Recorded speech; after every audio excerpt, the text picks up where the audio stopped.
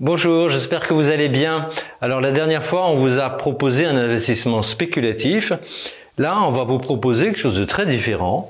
C'est une valeur de rendement, c'est beaucoup plus père de famille, mais c'est tout de même très intéressant.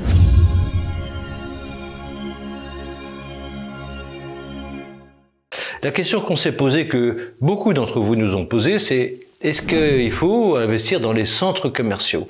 Alors c'est une assez bonne question parce que comme vous le voyez, les centres commerciaux, c'est tout de même 20% du commerce. Donc c'est un montant important et c'est un secteur qui a beaucoup souffert parce que le commerce en ligne a beaucoup progressé, comme vous le voyez, dans tous les pays européens. Et vous voyez par exemple en Allemagne, on est passé de quasiment 6% à quasiment 16% de 2012 à 2019. Vous voyez, une progression très considérable et forcément ça a grignoté sur la rentabilité et les chiffres d'affaires des centres commerciaux. En plus de cette problématique structurelle, il y a eu une problématique conjoncturelle que vous connaissez tous, qui est la crise sanitaire. Et si on prend par exemple Klépierre, eh bien, sur le premier semestre 2021, les centres de Klépierre ont été fermés en moyenne 2,5 mois. C'est considérable pour la première moitié de cette année. Bon, et donc la question qu'on peut se poser, c'est est-ce qu'il faut acheter Klépierre et également Unibail, mais aujourd'hui on va se pencher sur Klépierre. On vous a mis ici la droite de régression et vous voyez c'est très intéressant. Malgré sa reprise récente, Klépierre reste en dessous de deux écarts types, en dessous de sa droite de régression. Voilà. Alors vous savez que d'habitude, quand on est à ce niveau-là, si la droite de régression est solide, il faut acheter.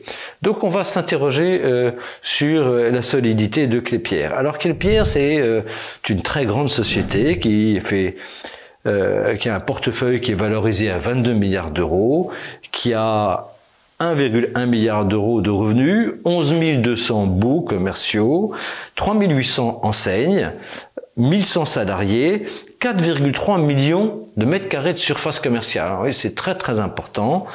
Et ils sont présents dans 10 pays. Et comme vous voyez, c'est surtout des pays, c'est exclusivement des pays européens. Et ça, on aime beaucoup chez Ibou parce que vous savez, chez Ibou, on est très très positif à moyen et long terme sur l'Europe, sur l'euro, et donc c'est très sécuritaire pour nous comme zone. C'est une zone d'état de droit, et donc c'est très très bien d'y être implanté. Bon. Ils sont, comme vous le voyez, d'abord en France-Belgique, 39% de chiffre d'affaires, également beaucoup en Italie, 18%, en Scandinavie, très très belle zone d'achalandage, Scandinavie, 17%, en Ibérie, 9,7%, et puis bon, ils commencent à se développer dans l'Europe centrale, les Pays-Bas, l'Allemagne. Alors, si on regarde sur les 17 dernières années, l'évolution du chiffre d'affaires et de la dette, et pour regarder, vous voyez, on a divisé la dette par 10 pour que ce soit un peu comparable au chiffre d'affaires. Et vous voyez, le chiffre d'affaires, on vous l'a mis en bleu et la dette, on vous l'a mis en rouge. Et ce qui est très intéressant, c'est que c'est exactement parallèle. C'est-à-dire que si vous voulez faire du chiffre d'affaires dans les autres commerciaux, il faut faire de la dette. C'est pourquoi? Parce que voilà, c'est la dette qui permet d'acheter le centre, de le construire, voilà. Donc c'est vraiment une foncière. Enfin, vous ayez ça en tête. C'est pas du tout une société industrielle. Si vous achetez du Klépierre, vous achetez une foncière. Et l'autre chose qui est très intéressante dans ce dossier, enfin c'est ça qui nous a intéressé, c'est pour ça qu'on vous en parle, c'est que si on vous a mis ici le chiffre d'affaires, le bénéfice et le dividende. Et on vous l'a mis par action, parce que dans toutes les présentations d'analyse, etc., c'est souvent global, mais comme il y a eu pas mal d'émissions d'actions sur les 15 dernières années, il faut regarder par action et c'est moins favorable. Et vous voyez que d'une part, le chiffre d'affaires n'a pas augmenté en 15 ans par action, et le bénéfice que vous voyez en rouge, lui, il est extraordinairement volatile. Voilà. Donc ça, c'est extrêmement frappant. Et si vous voulez, ce qui est très intéressant aussi, on vous l'a entouré en orange, c'est que depuis maintenant 5 ans, sur les 4-5 dernières années, il y a une stabilisation, une énorme stabilisation, et c'est une stabilisation haussière. Et donc, qu'est-ce qui s'est passé? Vous voyez en rouge, en 2008, la crise de 2008, les bénéfices s'effondrent. Et donc, je ne sais pas si ça a traumatisé la société ou pas, ou si elle a également vu qu'il y avait la montée du commerce en ligne. En tout cas, elle s'est complètement restructurée. Et donc, cette restructuration qui a consisté à vendre toute une série de commerces pour se concentrer sur des centres commerciaux flagship, de très grande qualité, a permis depuis 4-5 ans de stabiliser complètement la société et la mettre sur un trend un peu haussier, pas très haussier, mais un peu haussier, mais surtout très stable. Et ça nous plaît énormément pour une foncière, parce que justement la foncière est assise sur la dette. Alors, vous voyez la marge courante, la marge nette courante, c'est ce bénéfice net sur chiffre d'affaires, il est en hausse. 2016, 2017, 2018, 2019, on met pas 2020 parce que 2020 c'est une année exceptionnelle, c'est la crise sanitaire. Donc il est en hausse et ça traduit cette stratégie, la réussite de cette stratégie. Bon, alors cette stratégie, c'est que Klépierre a acquis un avantage concurrentiel. D'abord parce que c'est la deuxième foncière derrière Unibail. Mais très loin derrière les autres, vous voyez, le numéro 3 en Europe, c'est Amerson, qui est 3 fois plus petit que Klépierre. Donc ils sont vraiment beaucoup plus importants avec Unibail que tous les autres. Donc ça, c'est un vrai avantage concurrentiel parce que quand vous négociez avec des grandes enseignes, par exemple Uniqlo, si vous avez une taille importante et si vous pouvez proposer non pas une mais 50, 100 galeries commerçantes, centres commerciaux, vous êtes beaucoup plus fort dans la négociation, forcément. La deuxième chose qui les caractérise, c'est qu'ils se sont vraiment concentrés sur les centres commerciaux les plus affluents, et donc ils ont 40% de leur portefeuille uniquement dans des capitales, c'est très impressionnant, et 89% dans des villes de plus de 500 000 habitants. Donc ils sont vraiment mis là où il y avait beaucoup de pouvoir d'achat. L'autre chose qui est très intéressante, c'est que si on regarde leur portefeuille de marques, on trouve les plus belles marques. Vous voyez, vous avez Inditex, H&M, le groupe Rocher, Sephora, voilà.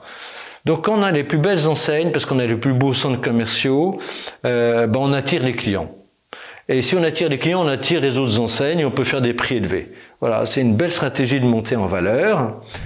Et ce qui est très intelligemment accompagné par une politique dite ESG, très intelligente, c'est-à-dire qu'ils sont bien conscients qu'aujourd'hui le trend est à l'exigence en termes qualitatifs, écologiques, etc. Et donc vous voyez, ils ont beaucoup mis l'accent là-dessus. Si vous regardez l'intensité énergétique des parties communes des centres commerciaux, vous voyez qu'elle baisse significativement 2018, 2019, 2020. Bon, si vous prenez la part des centres commerciaux ayant obtenu une certification de développement durable, ils étaient à 74% en 2018, ils sont à 100% en 2020. Si vous prenez le taux d'accès des collaborateurs à la formation, ils étaient à 82% en 2016, ils sont à 100% en 2020. Voilà, ils sont très attentifs parce qu'ils savent que les enseignes sont très attentifs à cause de leurs clients finaux. Et donc voilà, ça c'est un point qui solidifie, à notre avis, dans le bon sens, le positionnement de la société. Bon. À côté de ces éléments structurels favorables, il y a des signaux conjoncturels qui sont bons. Si on prend les ventes en juin, vous voyez, on est à 96% du niveau avant crise. Voilà, c'est très significativement mieux qu'en juin 2020, on était à 85%. Donc on est vraiment retour à bonne fortune. Et regardez les différents segments, il y a même des segments qui ont dépassé le niveau d'avant-crise. C'est le cas de la culture, c'est le cas de l'équipement de la maison, et c'est normal avec le télétravail. Et un segment comme la santé-beauté est à 98%. Et il reste des marges de manœuvre très importantes, par exemple dans food and beverage. Et ça, c'est normal, la restauration. La fréquentation des centres n'est pas encore au niveau d'avant-crise. Donc la fréquentation des restaurants au sein des centres commerciaux a encore de la marge. Et ça, naturellement, avec la hausse de la fréquentation, quand on va venir à la fin de la crise sanitaire, on va remonter. Et là, ça va très rapidement remonter. Voilà. Et autre signal extrêmement intéressant, la signature des baux, beaucoup de commerces, et de retour au niveau pré-crise. Voilà, ça veut dire que les enseignes, elles se sont dit, bon, allez, retour à la normale, j'en profite, je reprends des surfaces commerciales. Voilà, ça c'est à notre avis un signe extrêmement favorable. Donc vous voyez, à la fois sur le plan structurel, nous on pense que la stratégie a été la bonne, qu'il y a une bonne stabilisation long terme de la situation de Klépierre, à la fois au sein des centres commerciaux et globalement dans l'univers de la consommation. Et si on regarde les dividendes, parce que c'est une valeur de rendement, hein, donc faut regarder le dividende, il ne faut pas acheter Klépierre en se disant on va gagner de l'argent à long terme sur la valorisation de l'action. C'est pas le jeu qu'il faut faire, hein, il faut l'acheter pour le rendement. Bon, alors le rendement en 2019 c'était 2,20 €. En 2022, 2021, enfin distribution en 2022 sur 2021, les analystes pensent qu'ils vont distribuer 1,30 €. Hein, donc on va avoir 6,7% de rentabilité. C'est une belle rentabilité hein, quand on sait qu'on a quasiment 0% sur du 10 ans, obligation 10 ans de gouvernement. 2023-2022, que disent les analystes? Ils disent qu'ils vont probablement distribuer 1,70 €. Donc ils tablent, la place table sur 8,8% de rendement en 2023 sur l'exercice 2022. Donc vous voyez, vous allez normalement toucher 6,7% dans les prochains mois, et dans un an, un peu plus d'un an et demi, vous toucherez 8,8% de rendement. C'est considérable. Mais voilà, ce qui fait, la raison pour laquelle nous, on pose le dossier sur la table pour vous, c'est que chez Hibou, on pense qu'ils vont pas distribuer 1,70, on pense qu'ils vont distribuer 2,20. Ah, bien sûr, on peut se tromper, hein. En fait, c'est une spéculation. Bon. Et si distribuer 2,20, ça ferait 11,5% de rendement. Je ne sais pas si vous vous rendez compte, 11,5% de rendement. Et on pense que ces 2,20 seront stables et en hausse dans la durée. Hein. Pourquoi est-ce qu'on pense ça? Eh bien, pour plusieurs raisons. La première, c'est qu'on vous a mis ici le nombre d'actions. Donc, vous voyez que sur les 15 dernières années, de la première à la 10e année, dans l'historique, il y a une augmentation du nombre d'actions. Pourquoi? Parce que Klépierre met en place sa stratégie, ils vendent les petits centres commerciaux, les galeries marchandes dans les villes moyennes, et ils se ressentent sur les grandes surfaces, et donc ils font des acquisitions, ils se ressentent sur les principaux centres commerciaux, ils font des acquisitions et ils payent ces acquisitions et des actions. Hein. Et donc c'est très dilutif, mais c'est un pari de monter en valeur, de monter en qualité, c'est la bonne stratégie. Et une fois qu'ils ont fait ça, ils ont terminé la grosse acquisition Securiu en 2015. Une fois qu'ils ont fait ça, ils remontent du cash et ils commencent à racheter des actions. Et vous voyez, en voulant entourer Orange, depuis 5 ans, on a une diminution du nombre d'actions. Vous voyez, ça c'est une politique, c'est-à-dire que Klépierre, une fois qu'ils ont fait leur organisation stratégique, ils travaillent en faveur de l'actionnaire. Et l'autre chose qui est intéressante, c'est qu'on vous a mis le dividende par action depuis 2004 jusqu'à 2019. Et ça, c'est très impressionnant. Je ne sais pas si vous vous souvenez des bénéfices de tout ça, c'était très chahuté. Et vous voyez que le dividende par action, il n'arrête pas de monter. Hein. Ça veut dire que la stratégie de Klépierre, bon, ça a été arrêté par la crise sanitaire, mais c'est bien normal, si vous voulez, les centres commerciaux ont été fermés. Donc, on peut pas, c'est très, très exceptionnel. Mais si on oublie ça, la stratégie Klépierre, la stratégie fondamentale, c'est de dire, moi, j'augmente, au minimum, je maintiens mon dividende, et dès que je peux, je l'augmente. Voilà. Et donc, puisqu'on a ça en tête, c'est-à-dire que toute la stratégie de Klépierre, c'est d'être en faveur de l'actionnaire, nous, ce qu'on pense chez Hibou, c'est que le plus vite possible, ils vont remonter aux bénéfices, aux dividendes de 2019. Le plus vite possible parce que c'est leur stratégie fondamentale et c'est ça qui va leur permettre de revaloriser leur action. Et comme ils ont la structure et la conjoncture, on vous l'a montré, qui est en train de monter pour le faire, on pense qu'ils vont le faire. Ils vont pas essayer de solidifier leur bilan, ils vont le faire dès l'exercice 2022, donc ce qu'on va toucher en 2023. Autre donnée, qu'est-ce que le marché exige en termes de rentabilité d'une foncière? Donc on vous a mis la rentabilité exigée depuis 2005 jusqu'à 2019, toujours avant crise. Et vous voyez que l'exigence de marché a monté, mais même au plus haut, le marché il voulait 7% de rendement. Il disait, moi je suis content avec 7%, même si en 2005 il exigeait que 3%. En 2005 il se disait, on va y avoir plus de croissance. Là, le marché il a bien compris qu'il y avait Internet qui montait, l'e-commerce qui montait, et donc il est plus exigeant en rendement parce qu'il attend moins de hausse du titre. Donc il demande 7%. Donc nous on pense qu'on va revenir sur ces exigences. Donc si vous mettez 2,20 € et vous dites, ces 2,20 € ça doit représenter 7% de rendement. Combien est-ce que ça me fait en valeur de l'action? Ça fait 2,20 € divisé par 7%, ça vous fait un prix d'action à 31,42 €. Donc on pense, si vous voulez, qu'on peut avoir cet objectif. Alors aujourd'hui, on vaut 19 €. Donc si on se dit, en 2022, les gens vont comprendre qu'il va y avoir un 2,20 € distribué, et que donc en 2022-2023, on sera à 31 €, ça vous fait un upside, un potentiel de hausse de 63%.